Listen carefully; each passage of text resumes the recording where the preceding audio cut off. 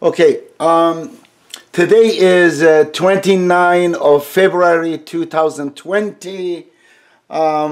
This is Edip. I am with CJ Werleman. Can you tell me what do those abbreviations stand for? Come on, Edip, I've got to make it a little bit difficult for people to find me and kill me. Oh, okay. Okay. Don't give me the coordinates, exact coordinates. Which country do you live now? Yeah, I'm in the United States. Oh, you are in the United States? Yeah, Southern California. Okay, great. I'm in Arizona. Yeah, I see some of your tweets, which are mostly focused on recently on India. Previously, I think you were writing on Syria. Would you like to introduce yourself? Tell us a bit about yourself for those who do not know you. I'm a journalist, columnist for Byline Times, Middle East Eye, TRT World, The New Arab, and also a contributor for a newspaper here in Australia, one of the biggest newspapers here, the Sydney Morning Herald, owned by the Fairfax Group. So most of my work is centered on exposing injustices against Muslims, Muslim minorities, and also Muslims in the broader world. I cover Syria. I cover what China is doing to the Uyghur Muslims in Xinjiang, Myanmar's extermination of the Rohingya. Oh yeah. And, wherever there's conflict and injustice and discrimination, my work tends to go. Interestingly, you know, I am perhaps the strongest critic of Muslim world. I don't know whether you look at any of my works. I have a reformist translation of the Quran, Manifesto for Islamic Reform, and many articles and speeches around the world. However, at the same time, I'm also their defender, and I see those theologically they are in cul-de-sac, they are in trouble, backward and stuff, but at the same time, they are the most massacred around the world, slaughtered in many countries, and they are still they are presented as the ones who are the perpetrator of those things. And from Israel as to Rohingya, even Buddhist monks, they massacred them. They committed genocide against them. In Bosnia, the same. In Iraq alone, 1 million of them were killed. And in Yemen, they are being killed, massacred. And in India, but somehow the media is presenting them as, instead of victim, as the perpetrator. And I commend you. I commend you for your standing, because it takes courage in this age of propaganda to stand against this and to expose it. I'm so proud of you for standing for that. Go ahead, my dear friend. Thank you, Edip. Yeah, no, I think you're dead right. You know, and thank you for those kind words. But you're dead right. The war on terror, which has surrounded typical discourse, has made Muslims a referent object of security discourse, and it's given every human rights violating regime around the world, from China to Russia to the United States to Myanmar, Israel, to portray Islam as a security threat, therefore Muslims a threat not only civilizationally but also from a security standpoint, and that enables all sorts of atrocities to occur. And we're seeing that in India at the moment. I mean, India, what we witnessed in New Delhi a week ago is a full-scale religious pogrom, which has started the rise of Modi's government, portraying Muslims as an outside and external threat that needs to be reckoned with. And we have ultimately what's culminated in the last 68 years in broad light in the streets of the second biggest city in the country.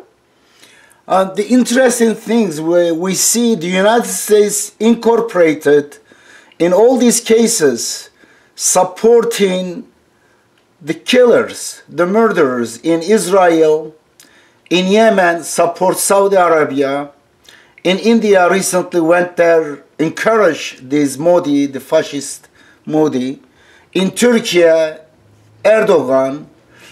Very interesting, we see that in all these countries, unfortunately, the government of the United States is taking position on the wrong side, on the aggressive side. Yeah.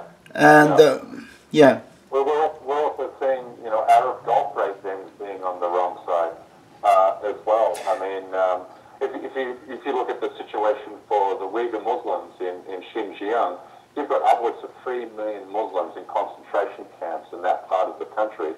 But it's been the United States and European powers which have been very vocal in their condemnations of Beijing, but Arab Gulf countries like Saudi Arabia, Bahrain, United Arab Emirates, and Qatar, well, Qatar actually withdrew its name from a letter, but those Sunni Arab Gulf countries actually rubber stamped China's persecution of Uyghur Muslims and also parrot their propaganda.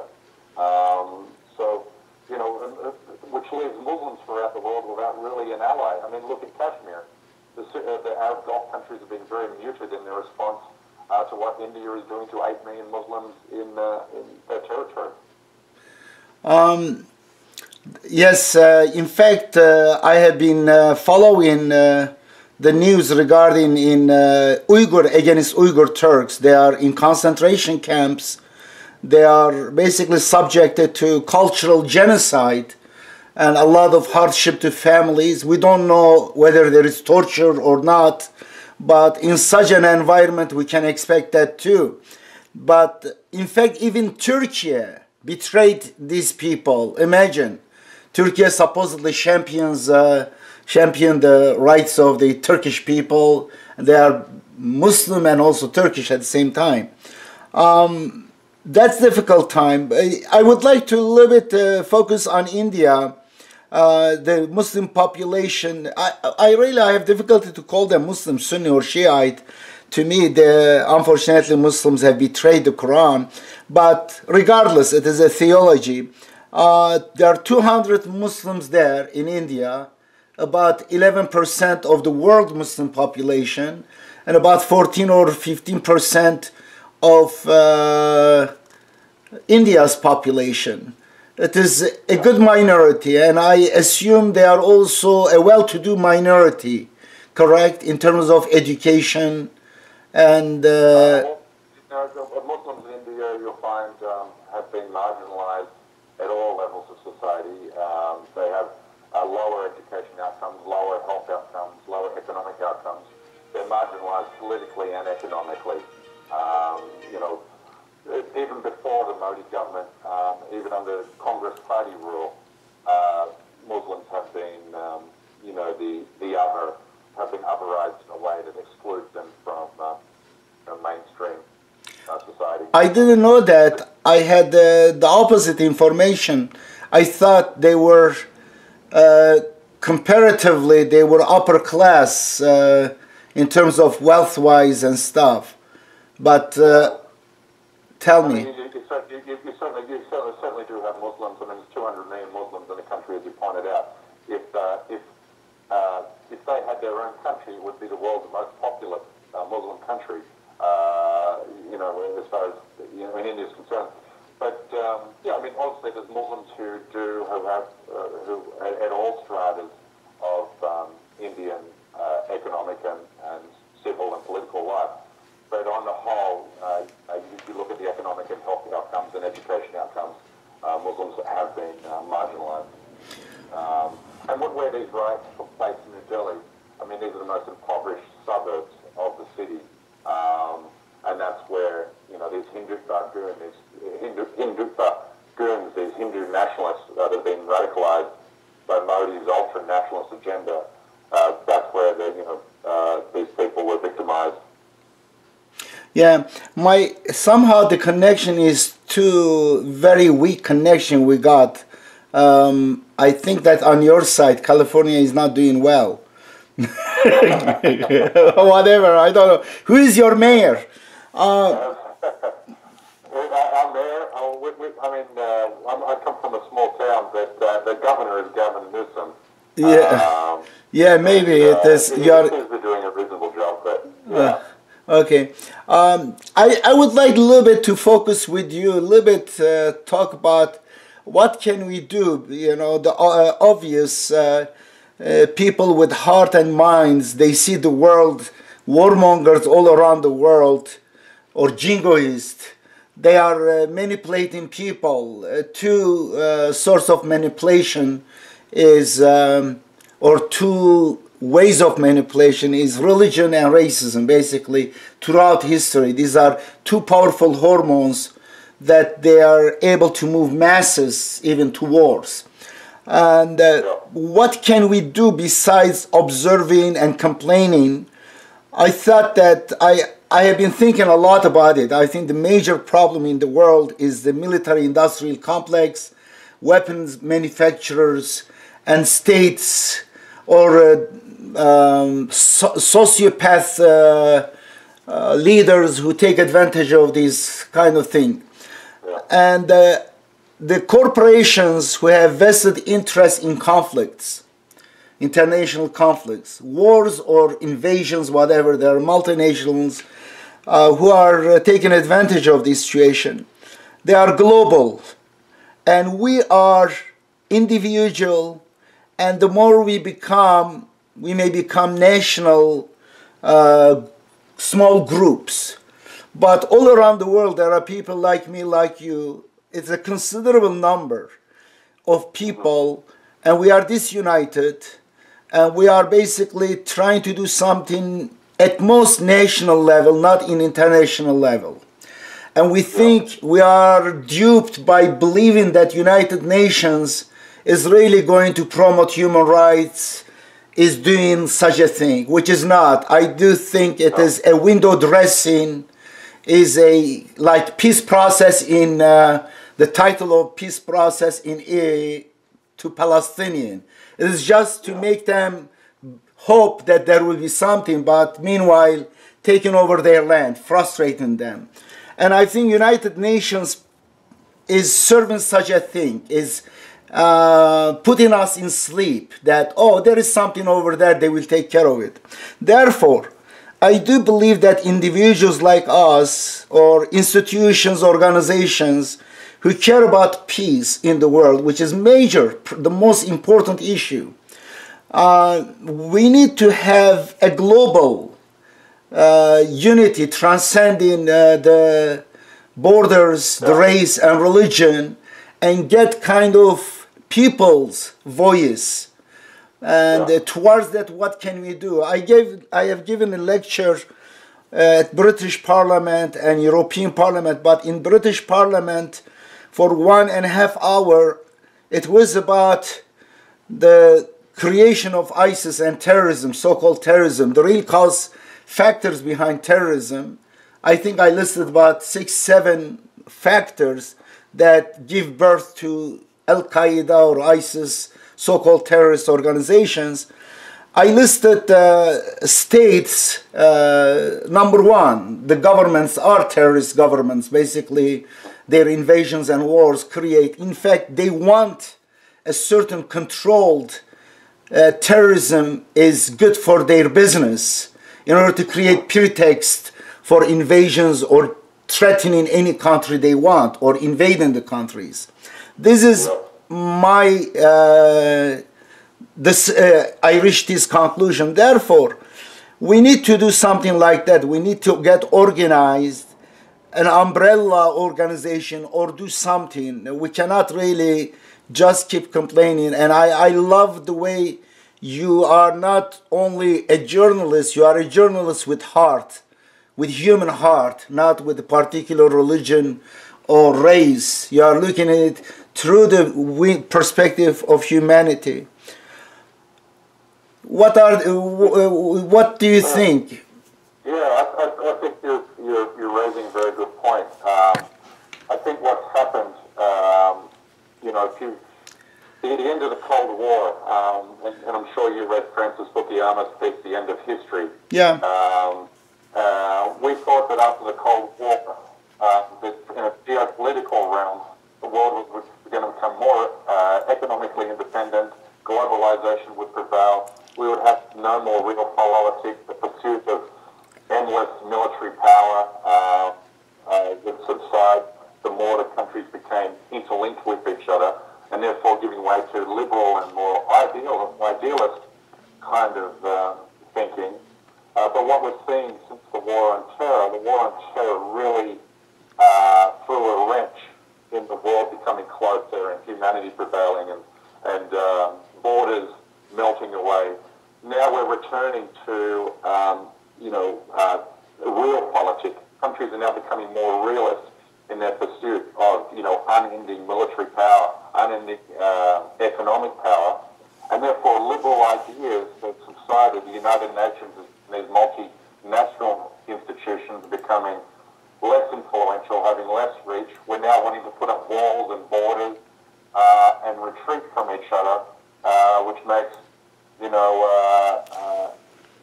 I guess drives to your point that we've states are now, and you look at, traditionally, maybe 20 or 30 years ago, you would expect Turkey or Saudi Arabia or UAE to come to the rescue of the Kashmiris, at least to make a lot of noise for them, or to come to the rescue of the Uyghur Muslims.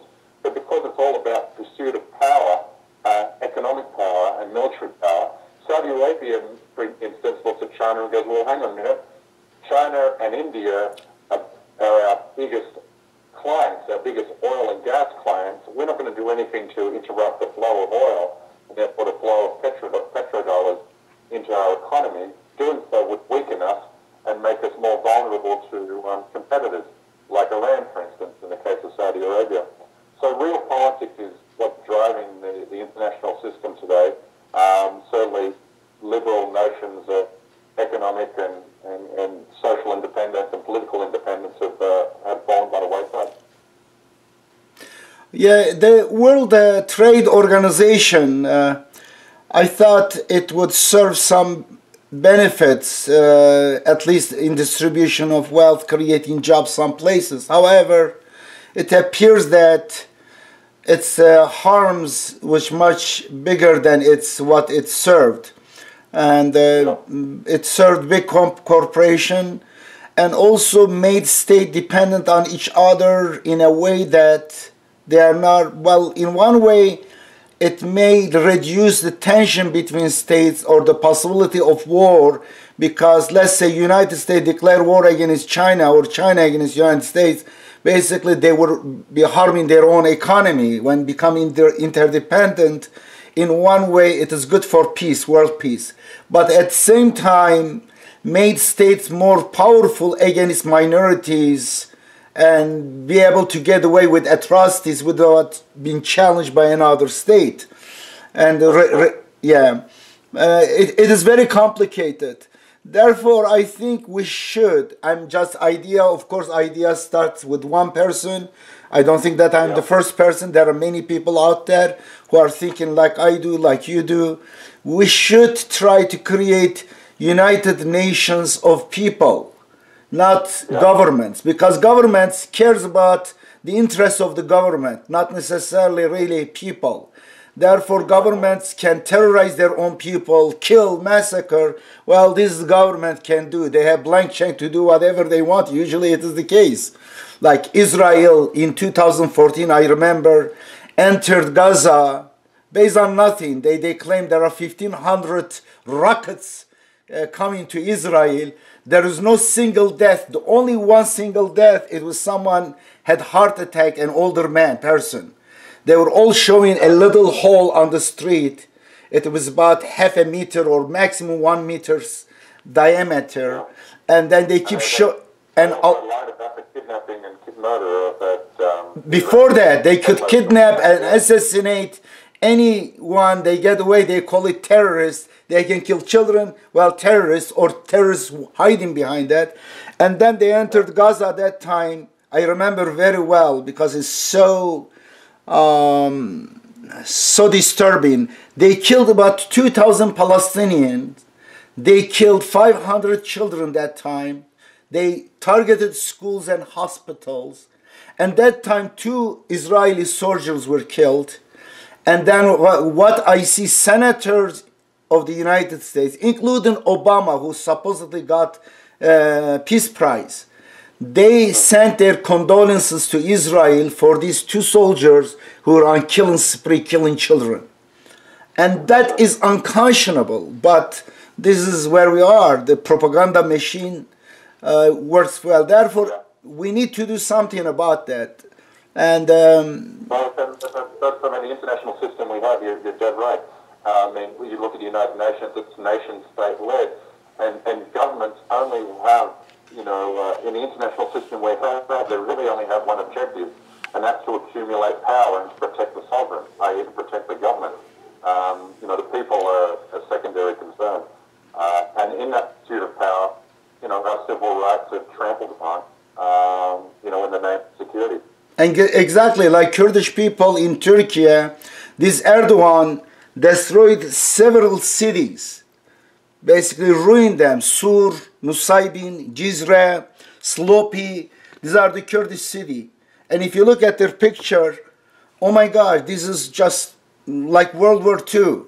And they are pointing at Israel, they are criticizing Israel for killing Palestinians, but Turkish government kill more Kurdish people, destroys their home than Israel does. But there is no really much care about the plight of the Kurdish people, divided in 4 parts, in 4 countries.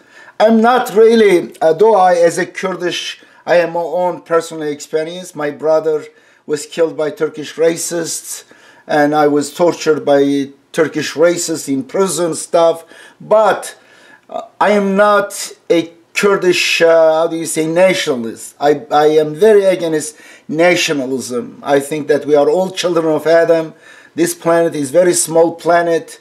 We are superficially dividing ourselves, creating enemies, and spending our energies and finances are creating weapons against each other, turning this world to hell. Therefore, however, because also my knowledge about the Kurdish issue, I'm a little bit more vocal on that one. Yeah, that is, I am more on war issue, peace. I believe in fact, my system, the system in the Quran, it is called Islam. Islam means peacemaking, but unfortunately, its meaning is lost. In fact, all messengers of God came telling people that you are all children of Adam, you all have, well, Adam, X, Homo sapien, or whatever you call. But we all go to one person, we all share the same genetic code, and we have one creator. Do not divide each other, do not kill each other. But after each of them, the clergymen came up with idols, creating idols out of those idol breakers, you know what's called iconoclast.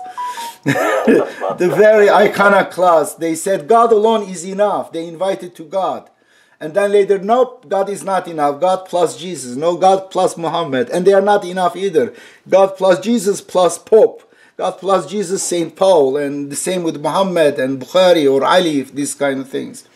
And I think this way we are divided. And I am promoting monotheism, like God-centered theology, racial monotheism I call. But it is a theology. Besides that, whether you are an atheist or Hindu or a Sunni, whoever you are, we live on this planet. We need to reason together and create a just and free and peaceful environment for all of us to get along. And everyone should be accepting this. It's very common sense. But we need brave, strong people for this. And you are one of them. I really, therefore, I follow you, but you don't know me. But it takes courage to take on the establishment and the big powers. And also, I love Bernie Sanders. You may hate him, I don't know. I'm supporter of Bernie Sanders supporter. What did you say? I didn't hear your voice. I'm a Bernie Sanders supporter. I supported him in 2016. And Oh, really? I'm so glad. Yeah, he is. I find him very honest on almost every issue. I find in agreement somehow. You know, we are raised in different culture, different religion, different environment, but it seems so universal, those things that unite me. Oh my gosh, this guy is thinking in the same way. Therefore, I think there are also ways to be hopeful. And many years ago, I gave up hope about the United States. For a moment, when I came to this country for several years, I was like Pollyanna. I thought everything is so great. And later, when I studied the political campaign finance, when I was the last year law school, one of my paper was on that. Oh my gosh, I said, this is terrible. It is not democracy. It is plutocracy. It is money. That I was disheartened, and with time I became more kind of losing hope. And then here it is, Bernie comes out, breaks the taboos, now able to say social democracies or socialism. And that's so good. Yeah. And do you... Go ahead. I think he has the best shot of beating Trump too. I really believe that. The energy he has behind his campaign, the support at all levels, across all demographics, is real. I mean, when he speaks in front of 5, 10,000, sometimes 50,000 people. But Joe Biden, who's from South Carolina today, I mean, he can't even fill up a bathroom full of people at his rally. Yep.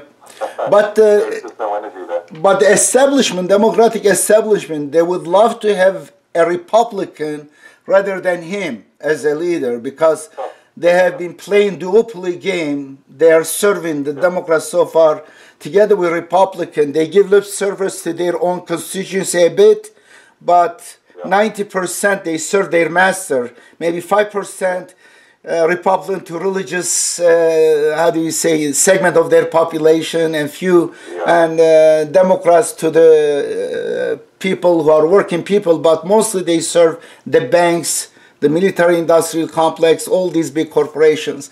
And this guy is waking up people, especially young generation. I'm very hopeful about the future, inshallah, God willing. Do you know Arabic? Do you know Arabic? Let's leave it chat. No, I don't. Where are you from originally? California or? From Australia originally. From where? Australia. Australia. You are originally from Australia. Yeah, I've lived in the United States for about 7 years. Okay. My wife is American. So, beautiful. Do you have kids? Actually, her family is from Arizona. Really? Funny enough.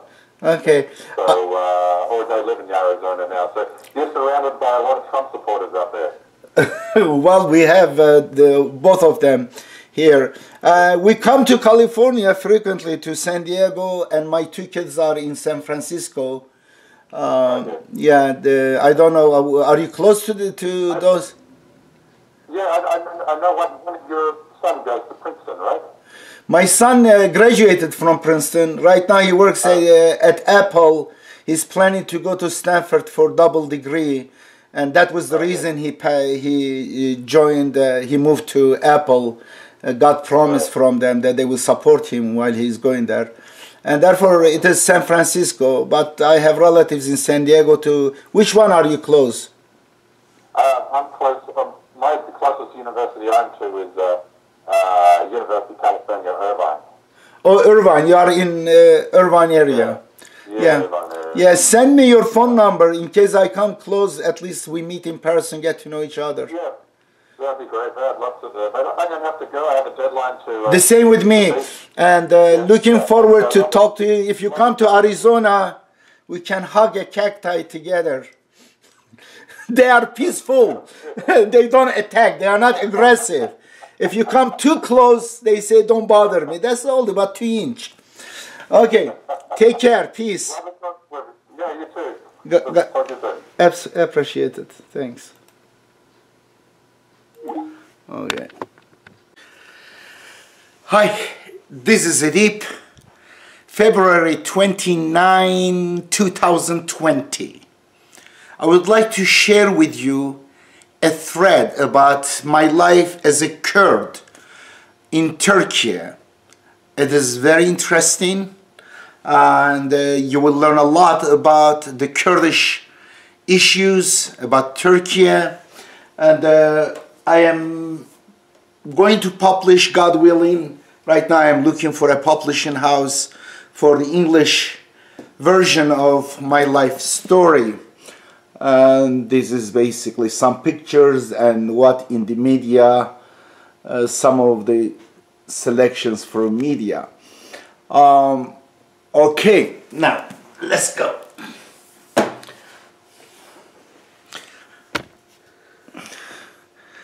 Okay, I am able to connect my computer here.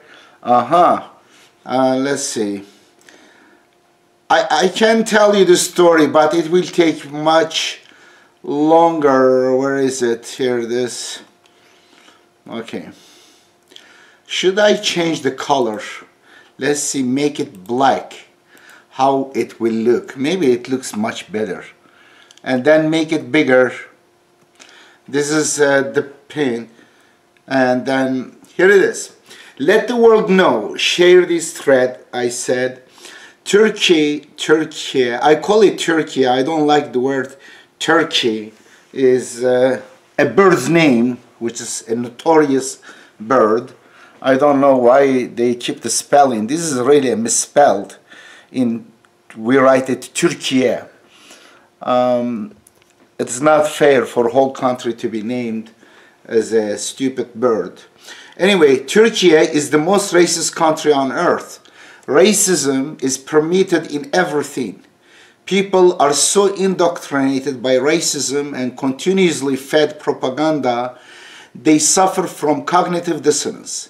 Here is a fraction of my personal experience as a Kurd. I hope that you can read it. For generations in their own land, their existence is denied, their language was banned, their name was banned, their holiday was banned, their songs were banned, tortured in jails and prisons, insulted, subjugated, killed by secret police, falsely accused, thousands of their towns were burned, forced to immigrate to big cities, live in city slums and shanty towns, forced to seek refuge in mountains, declared as betrayer, killed and declared as terrorists, at least 40,000 of dead out of 50,000, and despite all of the above, Kurds still want to live as equals in peace. By the way, I'm not a Kurdish nationalist. I believe nationalism, racism is virus, is evil. We have throughout history two evil emotions that turn good people to evil, to barbarians. One is racism, the other is religion.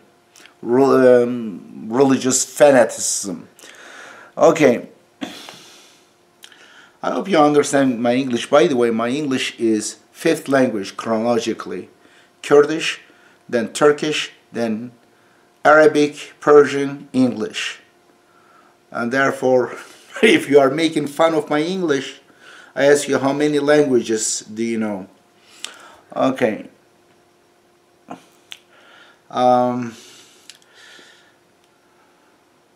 What is it?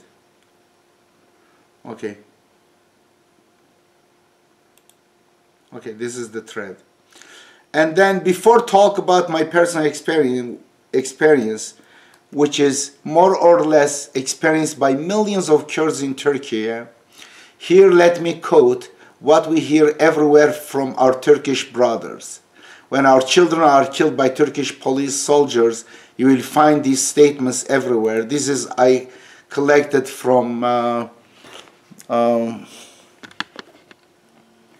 okay, here it is. You may put on Google if you are curious, randomly pick some of them. And here it is. This is some Kurdish children were killed by the Turkish police or military. And here it is, I quoted some of Turkish people were saying. Of course, there are very good Turkish people too, wonderful, very righteous, and beautiful heart and mind, but at the same time, unfortunately, there are also many more racist Turkish people. Well, when I say Turkish, it's not really an ethnic group. Turkey is a mixture, and most of them are Europeans, Turkified Europeans. They are more for king than king for himself. It is. They become the more racist because later they are transformed. They deny their own identity, and because of that they become very lowly. They are the worst. The worst racists are not really ethnically Turkish people who came from Siberia, from Russia, you know, Mongolia, whatever that place today in middle Russia. But mostly they are Turkified after Turkish invasion of Europe and other countries. They are either Georgians or Bulgarians or Romanians or from Greece or from Byzantine Empire. There are many of those. They are more racist than any racist you have seen. Anyway, here it is what they write. İnşallah kökünden temizler Cizre'yi. Hope that will basically eliminate everyone in Cizre. Cizre is a Kurdish town. It was destroyed by Tayyip Erdogan. Many houses. They have the audacity to criticize